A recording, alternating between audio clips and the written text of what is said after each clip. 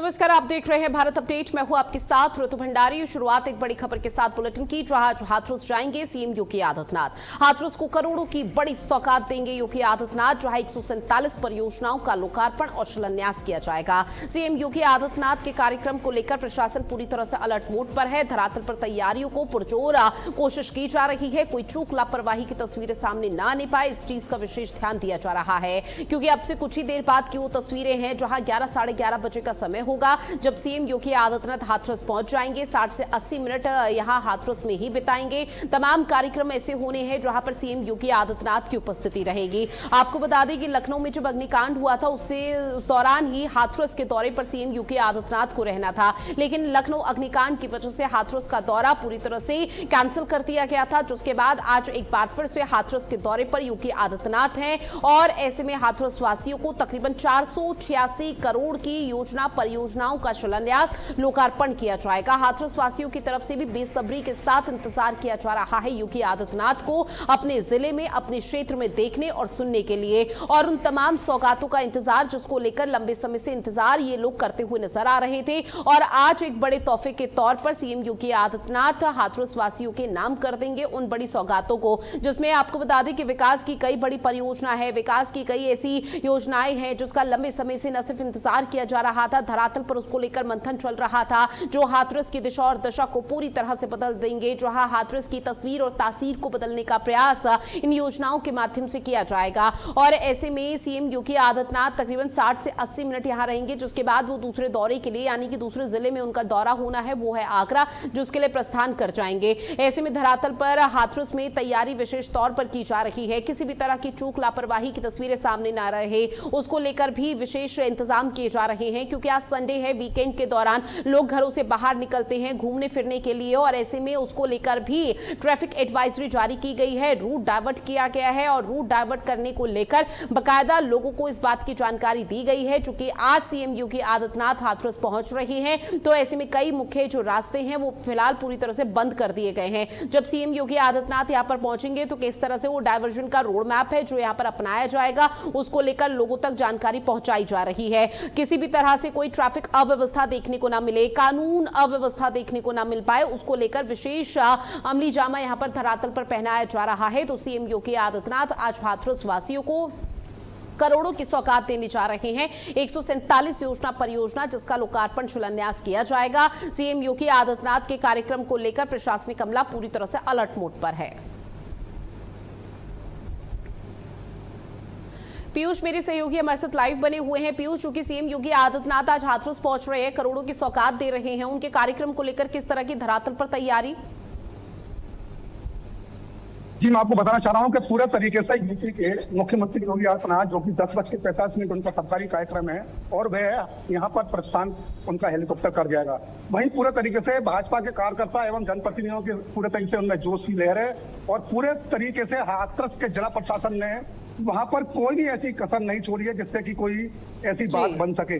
वहीं चप्पे चप्पे पर फोर्स पूरी तरीके से तैनात कर दिया गया है। वहीं 8 जिलों के 2000 पुलिसकर्मी, जिसमें इंस्पेक्टर, सीओ एवं सब इंस्पेक्टर के साथ पुलिसकर्मी लगाए गए हैं सुरक्षा व्यवस्था को लेकर। जी, चूंकि देखिए भारी संख्या में वहां पर लोग भी पहुंचेंगे सीएम योगी आदित्यनाथ को न सिर्फ देखने के लिए बल्कि उनको सुनने के लिए, जब सीएम योगी आदित्यनाथ का जनसभा को संबोधित करते हुए नजर आएंगे। तो प्रशासनिक अमले की तरफ से लोगों के लिए किस तरह की व्यवस्था की गई है ताकि कोई अव्यवस्था का अंबार न देखने को मिल पाए मौके पर?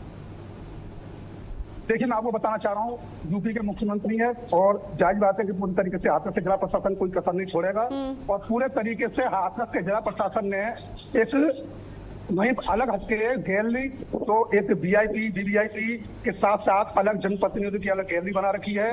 वहीं कार्यकर्ताओं के लिए जो कि अलग हटके एक पांडल बनाया गया, जिसमें कि पूरे तरीके से 15,000 लोगों के आने की संभावना भी जताई जा रही है। उसी के मद्देनजर रखते हुए हाथरस के जिला प्रशासन ने पूरे तरीके से वहां पर अच्छी व्यवस्था सुनिश्चित कर रखी है। अब पीयूष, आपसे ये भी जानेंगे, 147 योजनाएं हैं जिसका लोकार्पण और शिलान्यास सीएम योगी आदित्यनाथ के हाथों आज हाथरस में होगा और हाथरस वासियों को समर्पित कर देंगे। लेकिन इस बीच इनमें से वो कौन कौन सी महत्वपूर्ण योजना जिसका लंबे समय से हाथरस वासियों को इंतजार था? जी, देखिए, मैं आपको बताना चाह रहा हूं कि सबसे बड़ी बात यह है कि 486 करोड़ की परियोजना का ये शिलान्यास यूपी के मुख्यमंत्री करेंगे। वहीं 235 करोड़ की 47 परियोजना का शिलान्यास मुख्यमंत्री करेंगे और इसके साथ 287 करोड़ की 78 परियोजनाओं का शिलान्यास भी यूपी के मुख्यमंत्री करेंगे। सबसे बड़ी बात, अहम बात, जो हाथरस को एक सौगात मिल सकती है, वो बहुत दिनों से और बहुत सालों से इस तरीके से क्या नाम मांग है हाथरस की के मेडिकल कॉलेज बनाया जाए। मेडिकल कॉलेज की अगर यूपी के मुख्यमंत्री यह घोषणा करके तो ये समझ लीजिए कि हाथरस की जनता को सबसे बड़ी सौगात मिलेगी। वहीं इतनी बड़ी परियोजना का यह शिलान्यास जब मुख्यमंत्री कर रहे हैं तो यहाँ के जो रोजगार, यानी कि जो रोजगार उनको मिलेगा, और बेरोजगार जो युवा लड़के हैं, चाहे वो कहीं पे बाहर जाके अपनी नौकरी कर रहे हैं, उनको यहाँ पर रोजगार मिल सकता है। जी। और देखिए, सीएम योगी आदित्यनाथ न सिर्फ हाथरस बल्कि निरंतर हम देख रहे हैं कि हर दिन कई जिलों का वो दौरा करते हुए नजर आ रहे हैं। तो उस दौरान कई तस्वीरें ऐसी सामने आती है, चूंकि 2027 के विधानसभा चुनाव के लिए पीयूष अपने आप को और जनादेश को मजबूत करने का प्रयास है। अब हाथरस में जब पहुंचेंगे तो बीजेपी कार्यकर्ताओं को क्या किसी तरह का मूल मंत्र जीत का देते हुए योगी आदित्यनाथ नजर आने वाले हैं? जी बिल्कुल बिल्कुल, ये बहुत अहम बात है क्योंकि 2027 का चुनाव बिल्कुल पास आने वाला है और उससे पहले ही यूपी के सूबे के यानी कि मुख्यमंत्री का एक दौरा यहाँ लगता है। और वो भी दौरा जब लगता है जब वो करोड़ रुपए की परियोजनाओं का शिलान्यास कर रहे हैं। वही साफ तौर से देखा जाता है 2027 चुनाव पास नहीं है और कार्यकर्ताओं को पूरे तरीके से वो कुछ ना कुछ गुप्त मंत्र जरूर देकर जाएंगे, लेकिन ये गुप्त है और अभी बताने की मतलब यानी कि क्या नाम है वो नहीं है। लेकिन पूरे तरीके से कार्यकर्ताओं में पूरे तरीके से जोश यहाँ पर देखा जा रहा है। वहीं पूरे तरीके से यहाँ से आसपास के क्षेत्र से कई बसें जिससे कि कार्यकर्ताओं को परेशानी ना हो वो लगाई गई हैं। जी, निश्चित तौर पर अब आगे क्या कुछ तस्वीरें सीएम योगी आदित्यनाथ के इस दौरे को लेकर देखने को मिल पाती है, उसके लिए जानकारी आपने साझा की है और उसके लिए बहुत शुक्रिया पीयूष आपका। इस बीच एक और बड़ी खबर, सीएम पुष्कर सिंह धामी का रुड़की का दौरा आज है। आपको बता दें कि एचआरडी स्पोर्ट्स कॉम्प्लेक्स का लोकार्पण करते हुए सीएम पुष्कर सिंह धामी नजर आने वाले हैं। युवा शक्ति कार्यक्रम में शामिल होंगे सीएम पुष्कर सिंह धामी। तो सीएम धामी का आज ये दौरा बेहद महत्वपूर्ण, जहां रुड़की के दौरे पर वो रहेंगे, एचआरडी स्पोर्ट्स कॉम्प्लेक्स का लोकार्पण करेंगे, क्योंकि पिछले कुछ समय से युवा शक्ति को लगातार खेलों के प्रति यहाँ पर कैसे आकर्षित किया जा सकता है, उसको लेकर तमाम चीजों को लेकर ऐलान किए गए हैं। सीएम धामी की तरफ से भी कहा गया कि उत्तराखंड एक समय ऐसा हुआ करता था जब देवभूमि कहलाता था, देवों की भूमि रहा करती थी, लेकिन आज ये खेल भूमि भी बन चुकी है और खेल भूमि के नाम से व्यापक तौर पर इसकी पहचान बन रही है। और उसके पीछे जो सबसे ज्यादा अधिकार है वो है युवाओं का, और युवा लगातार कोशिशें कर रहे हैं कि खेलों के प्रति किस तरह से तमाम ऐसे प्रयास किए जा सके, तमाम ऐसी योजनाएं चीजें और ला सके धरातल पर, ताकि वो खेलों के प्रति और स्पोर्ट्स में अपना और प्रदेश का नाम रोशन कर सके। और इसी के चलते आज CM Pushkar Singh Dhami HRD sports complex का लोकार्पण करने जा रहे हैं। रुड़की के दौरे पर है सीएम धामी। यह दौरा बेहद महत्वपूर्ण, जहां युवा शक्ति कार्यक्रम में शामिल होंगे सीएम पुष्कर सिंह धामी।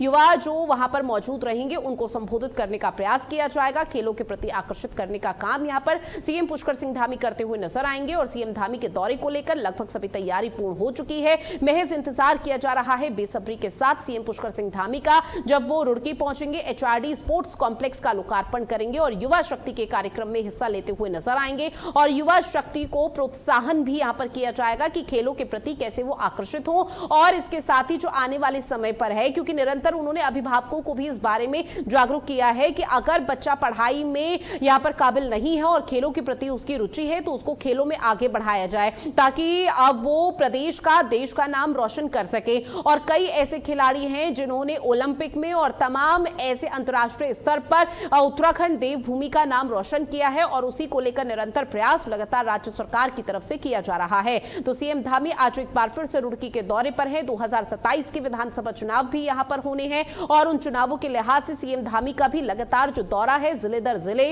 वो देखने को मिल रहा है। और ऐसे में आज सीएम धामी का जो काफिला है वो रुड़की पहुंचेगा। रुड़की में तमाम लोगों से मुलाकात करेंगे CM Pushkar Singh Dhami. HRD sports complex का लोकार्पण करेंगे, युवा शक्ति कार्यक्रम में शिरकत करेंगे, युवा शक्ति को संबोधित करेंगे, युवा शक्ति को प्रेरित करने का काम यहां पर किया जाएगा। न सिर्फ खेलों के प्रति बल्कि तमाम योजनाएं जो इस वक्त धरातल पर लागू की गई हैं स्पोर्ट्स और खिलाड़ियों के लिए और उनके हित के लिए जो कदम उठाए गए हैं उसका बखान करते हुए भी सीएम पुष्कर सिंह धामी आज उस खास कार्यक्रम में नजर आने वाले हैं। तो निश्चित तौर पर यह महत्वपूर्ण हो जाता है कार्यक्रम। सीएम धामी के कार्यक्रमों को लेकर और रुड़की दौरे को लेकर लगभग सभी तैयारी हो चुकी है और अमूमन तौर पर ये देखने को मिला है जब सीएम धामी किसी जिले के दौरे पर जाते हैं तो वहां के लोगों से सबसे पहले मुखातिब होते हैं, उनके साथ चाय पर चर्चा की जाती है। प्रदेश और सरकार की तरफ से, डबल इंजन सरकार की तरफ से जो योजनाएं संचालित की जाती है उसका ब्यौरा, उसका फीडबैक बाकायदा लोगों से लिया जाता है। तो शायद रुड़की के दौरे के दौरान वो तस्वीरें भी देखने को मिल सकती है। उत्तराखंड में मौसम चूंकि अनुकूल नहीं है, उसका भी विशेष ध्यान दिया जा रहा है।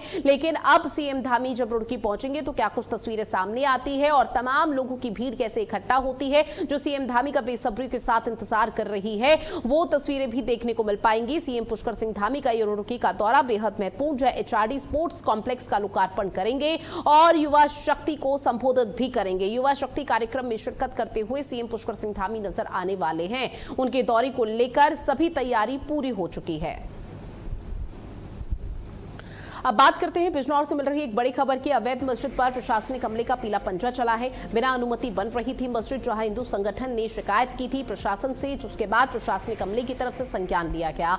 ऐसे में देर रात प्रशासनिक अमला पीला पंजा लेकर बुलडोजर की कार्रवाई यहां पर देखने को मिली है और अवैध मस्जिद ये बताई जा रही है जहां पर ये बुलडोजर का प्रहार किया गया है। बिना अनुमति के मस्जिद को बनाया जा रहा था। हिंदू संगठन के संज्ञान में जैसे ये पूरा मामला आया तो प्रशासनिक अमले के पास पहुंचा, प्रशासन से शिकायत की गई और प्रशासन ने इस पूरे मामले पर एक बड़ा एक्शन लिया है कि अनुमति जब नहीं ली गई तो उसके बगैर कैसे मस्जिद बनाई जा रही थी, ये सवाल भी पूछा गया, जिसके बाद उन लोगों के पास कोई जवाब था नहीं। और ऐसे में देर रात जब ये कार्रवाई हुई, भारी संख्या में पुलिस बल मौजूद रहा, किसी भी तरह की कोई नकारात्मक तस्वीरें सामने ना आए, इस चीज का विशेष ध्यान रखा गया। ऐसे में हंगामा ना बरपे, लोगों की तरफ से अपनी नाराजगी, आक्रोश व्यक्त ना किया जाए, उस चीज को लेकर लगातार लोगों से सलाह भी ली जा रही थी, उनको अपील भी की जा रही थी। और हिंदू संगठन ने जब इस पूरे मामले की शिकायत प्रशासनिक अमले को की तो प्रशासन ने त्वरित एक्शन लिया है।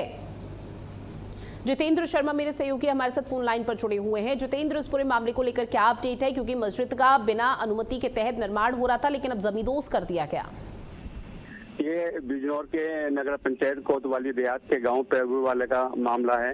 बिना अनुमति के मस्जिद का निर्माण किया जा रहा था।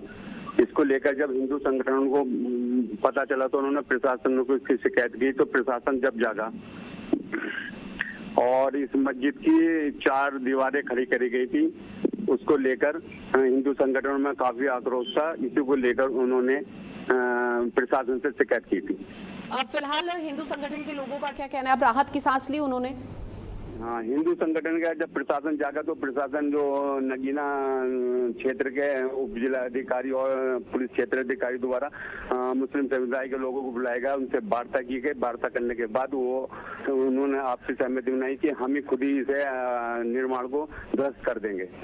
अब चूंकि देखिए लगातार मुस्लिम समाज की तरफ से नाराजगी और आपत्ति भी जताई जा रही थी, लेकिन जब बुलडोजर की कार्रवाई और प्रहार हुआ तो क्या किसी तरह का आक्रोश देखने को मिला?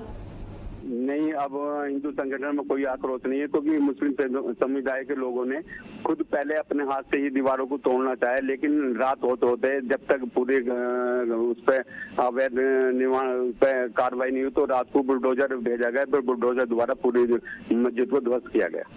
अब ऐसे में प्रशासनिक अमले का क्या कोई खास स्टेटमेंट सामने आया है, क्योंकि देखिए लगातार इस तरह की जो बुलडोजर की कार्रवाई है वो प्रदेश के अलग अलग जगहों पर देखने को मिल पा रही है और यह पूरा काफिला जो बुलडोजर का है वो यहाँ बिजनौर पहुंचा जहां अवैध मस्जिद को पूरी तरह से जमींदोज कर दिया गया, ढहा दिया गया। प्रशासन की तरफ से वहाँ पर शांति व्यवस्था है, वहाँ कोई अभी ऐसा कुछ नहीं है। हिंदू संगठनों में भी एक बड़ी जीत को देखा जा रहा है कि जो अवैध मस्जिद हो रही थी उसको ध्वस्त किया गया है, लेकिन कहीं ना कहीं प्रशासन की इसमें कहीं ना कहीं नाकामी देखी गई, क्योंकि इतना बड़ा कार्य हो रहा था उसके बाद भी प्रशासन के संज्ञान में नहीं था। ठीक है जितेंद्र, आपने जानकारी साझा की है उसके लिए आपका बहुत शुक्रिया। अब बात करते हैं पीलीभीत से मिल रही बड़ी खबर की। पुलिस और बदमाशों के बीच में मुठभेड़ की खबर सामने आई है। बदमाशों ने पुलिस टीम पर गोलियां बरसाई हैं, जिसके बाद जवाबी कार्रवाई की गई। जवाबी फायरिंग में एक बदमाश घायल हो गया पुलिस की गोली से और दूसरा मौके का फायदा उठाकर फरार बताया जा रहा है। आपको बता दें कि घायल बदमाश की इलाज के दौरान मौत हो गई है। जहां 1 लाख का इनामी बदमाश था शिवम उर्फ सरजीत, जिसकी मौत हो गई है। फायरिंग में एक सब इंस्पेक्टर समेत 2 पुलिसकर्मी घायल हैं, जिनका इलाज लगातार अस्पताल में जारी है। तो ये बड़ी खबर, जहां ऑपरेशन लंगड़ा के तहत एक और बड़ी कार्रवाई को अंजाम दिया गया है और ऐसे में 1 लाख का इनामी बदमाश शिवम उर्फ सरजीत, जिस पर पुलिस की गोली लगी और उसके बाद इलाज के दौरान उसकी मौत हो जाती है। हालांकि बदमाशों की तरफ से पुलिस पर भी प्रहार करने का प्रयास किया गया था, गोलियां बरसाई गई थी। जवाबी कार्रवाई में पुलिस ने जैसे ही गोलियां बरसाई तो उसके बाद बदमाश ढेर हो गया, लेकिन एक बदमाश मौके का फायदा उठाकर फरार हो गया, जिसके लिए तफ्तीश यहां पर की जा रही है। तलाशी अभियान शुरू कर दिया गया है और लगातार ऐसी तहकीकात की जा रही है ताकि वो भी जल्द से जल्द जेल की सलाखों के पीछे पहुंचाया जा सके। पुलिस प्रशासन की तरफ से लगातार इस तरह का मैसेज दिया जा रहा है, जो सीएम योगी आदित्यनाथ ने कई दफा कहा भी है अपने बयानों में कि अपराधी या तो अपराध छोड़ दे या फिर उत्तर प्रदेश छोड़ दे, क्योंकि कानून व्यवस्था, लॉ एंड ऑर्डर पूरी तरह से मजबूत है और उसी का मैसेज इस ऑपरेशन लंगड़ा के तहत दिया गया। पिछले महीने 28 तारीख को एक घटना हुई थी जिसमें कि एक बिलसंडा के रहने वाले पप्पू गुप्ता की मृत्यु हुई थी। इसमें एक घटना के दौरान उसमें कई अभियुक्तों को पूर्व में भी जेल भेजा जा चुका है। उसका जो मुख्य अभियुक्त है वो अभी यहाँ पे आज पुलिस एनकाउंटर हुआ है। बेसिकली पुलिस मुठभेड़ हुई है, पुलिस आत्मरक्षार्थ पुलिस ने गोली चलाई और इन लोगों के द्वारा भी पुलिस पे फायरिंग की गई थी जिसके जवाब में, और उसके पश्चात उसको CSC ले आया गया।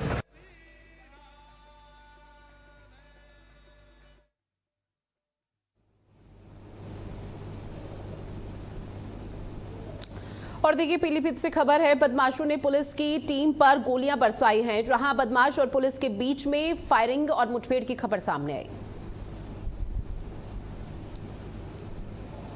सरताज मेरे सहयोगी हमारे साथ जुड़े हुए हैं। सरताज, पुलिस और बदमाशों के बीच में मुठभेड़ की खबर, एक बदमाश फरार हो गया जबकि एक इस एनकाउंटर में ढेर हो गया, लेकिन फरार बदमाश को लेकर अभी तक क्या कोई जानकारी पुलिस के हाथ लग पाई है?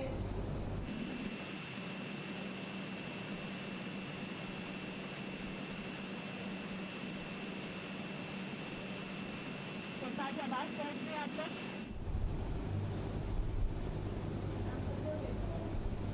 सरताज, जवाबी कार्रवाई में एक बदमाश ढेर हो गया जबकि एक बदमाश फरार हो चुका है। पुलिस और बदमाश के बीच में जो मुठभेड़ हुई उसको लेकर क्या अपडेट है?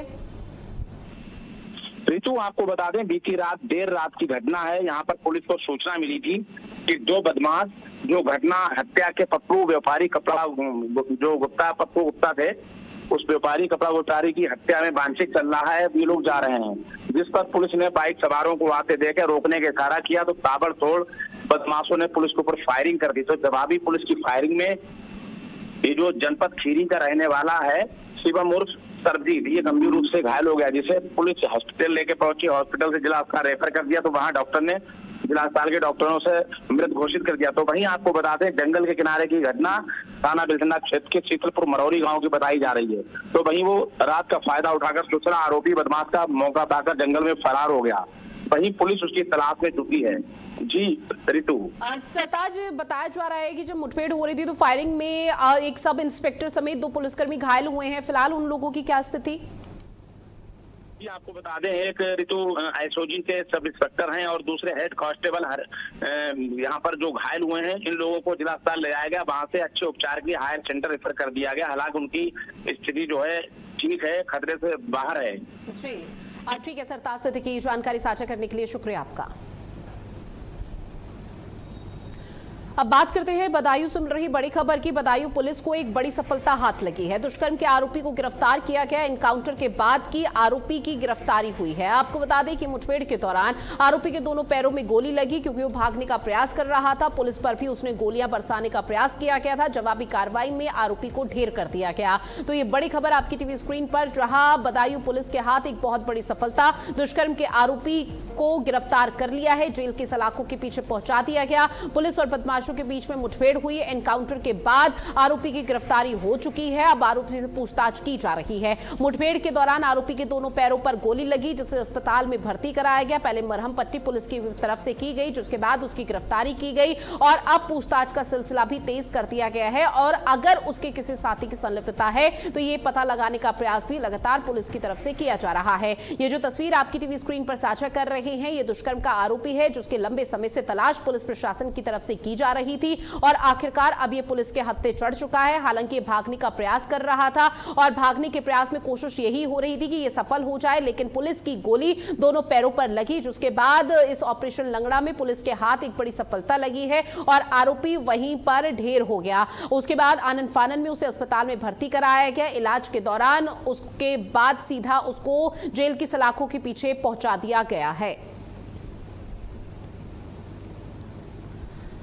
तो तस्वीरें आप देखिए जहां पर आरोपी की लंबे समय से यहां पर लगातार शिनाख्त की जा रही थी, आरोपी कहां है और अब कब तक उसकी गिरफ्तारी होगी, सवाल भी पुलिस पर उठ रहे थे, लेकिन अब जाकर पुलिस के हाथ कामयाबी लगी है। 25 जून को एक बहुत ही जघन्य घटना थाना अलापुर क्षेत्र से सामने आई थी, जिसमें एक 4 वर्षीय बच्ची को पहले अगवा किया गया और उसके बाद उसके साथ दुष्कर्म कर उसे एक खेत में छोड़ दिया गया था। बच्ची को बरामद करके अभियोग पंजीकृत किया गया एवं बच्ची का इलाज कराया गया, उसका मेडिकल परीक्षण कराया गया एवं अन्य कई तरीकों से गहनता से इसमें विवेचना की गई। तो प्रकाश में आया है कि यह घटना अबरार नाम के व्यक्ति ने की थी, जिसकी उम्र लगभग 60 वर्ष है। वो उसी गांव का रहने वाला है जिस गांव की बच्ची रहने वाली है। आज जब सुबह तड़के 4 बजे टीम से गिरफ्तार करने के लिए पहुंची तो इसने टीम पर फायर कर दिया। जवाबी फायरिंग में इसके दोनों पैरों में गोली लगी है। अगली खबर बुलंदशहर से है, जहां पुलिस को एक बड़ी कामयाबी हाथ लगी है। दुष्कर्म के आरोपी को मुठभेड़ के बाद गिरफ्तार कर लिया गया है। नाबालिग से दुष्कर्म के मामले में लगातार वो फरार चल रहा था। पुलिस की तरफ से लगातार कोशिश की जा रही थी आरोपी की धरपकड़ की, लेकिन पुलिस अपने यहां पर उद्देश्य में कामयाब नहीं हो पा रही थी, जिसके बाद अब जाकर आरोपी की गिरफ्तारी हुई है। नाबालिग से दुष्कर्म की वारदात को अंजाम दिया गया था, जिसके बाद वो फरार हो गया था। पुलिस की तरफ से अब जाकर एक बड़ी सफलता हाथ लगी है। यह आरोपी भागने का प्रयास कर रहा था, लेकिन पुलिस पर भी गोली बरसाने की कोशिश की गई थी। पुलिस ने जवाबी कार्रवाई जब की तो आरोपी के पैर में गोली लगी, उसको अस्पताल में आनन फानन में भर्ती कराया गया। ये जो लोकेशन आप देख रहे हैं, ये वही जगह है जहां पर आरोपी ने पहले वारदात को अंजाम दिया और उसके बाद अपने आप को बचाने का प्रयास किया जा रहा था। हालांकि तमाम टीमें मौके पर मुस्तैद है, फॉरेंसिक टीम भी मौके पर पहुंची हुई है, लगातार तफ्तीश और साक्ष्य जुटा रही है, लेकिन अब आरोपी की गिरफ्तारी हो चुकी है। तो पुलिस प्रशासन ने राहत की सांस ली, क्योंकि नाबालिग से दुष्कर्म की वारदात को इस आरोपी की तरफ से अंजाम दिया गया था, जिसके बाद ये फरार हो गया था और पुलिस की कार्यप्रणाली पर परिजनों की तरफ से सवाल उठाए जा रहे थे। लेकिन आखिरकार पुलिस के हाथ ये जो सफलता लगी है, पुलिस ने अब सभी सवालों का जवाब देते हुए सीधे तौर पर आरोपी की गिरफ्तारी कर ली है और आरोपी की गिरफ्तारी करने के बाद परिजनों से भी मुलाकात करते हुए पुलिस ने आश्वस्त किया कि जिस तरह से उन्होंने वादा किया था कि आरोपी जल्द से जल्द जेल की सलाखों के पीछे होगा, अब उसके साथ पूछताछ की जा रही है। अब आने वाले समय में न्यायिक जांच के लिए भी उसको भेजा जाएगा। 27 जून 2026 को थाना जहांगीराबाद पुलिस के द्वारा मुकदमा अपराध संख्या 337/26 के वांछित अभियुक्त को ग्राम जसर से गिरफ्तार किया गया। उल्लेखनीय है कि इस अभियुक्त के द्वारा दिनांक 22 जून 2026 को एक नाबालिग पीड़िता के साथ रेप की घटना कारित की गई थी। गिरफ्तारी के बाद अभियुक्त से प्रारंभिक पूछताछ की गई, जिसमें यह पता चला कि अभियुक्त ने घटना में प्रयुक्त चाकू को ग्राम मंगलपुर पर जाने वाले रास्ते पर छुपाया हुआ है। पुलिस पार्टी अभियुक्त के साथ अभियुक्त के बताए गए स्थान पर पहुंची ताकि घटना में प्रयुक्त चाकू को बरामद किया जा सके।